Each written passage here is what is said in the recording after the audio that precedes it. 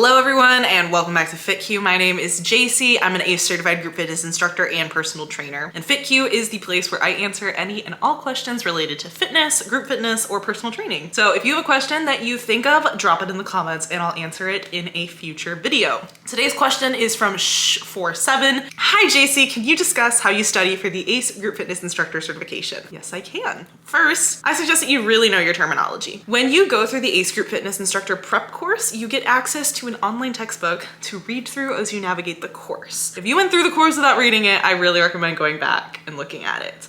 Create flashcards for the terminology listed in bold in the textbook and study them because this is your gold to the exam. To be a group fitness instructor, you have to know basic anatomy, movement principles, and how to apply them. It's non-negotiable because these are things that you're actively going to be using in the field.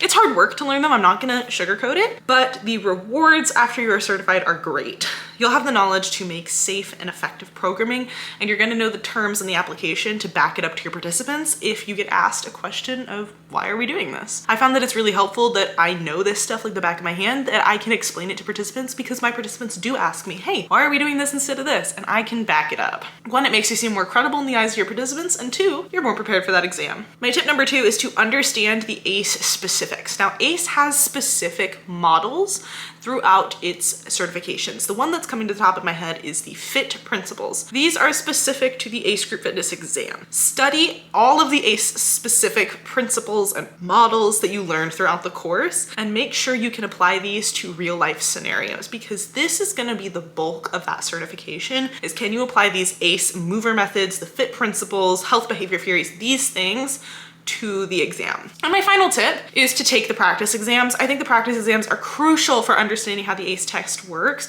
I felt that the practice exam was a very good representation of what I saw when I took the actual exam. Now, I only paid for the basic certification course with one practice exam, and that was all I felt that I needed. I really felt like I just needed one go through to see what I was gonna see on the test, and then I was able to study some things in more depth, and then I did fine on the test. Now, if you're someone who gets testing anxiety easily, I would recommend purchasing multiple practice exams and giving yourselves a bit more time between finishing the course and the exam to be familiar and comfortable with both the content and the exam questions.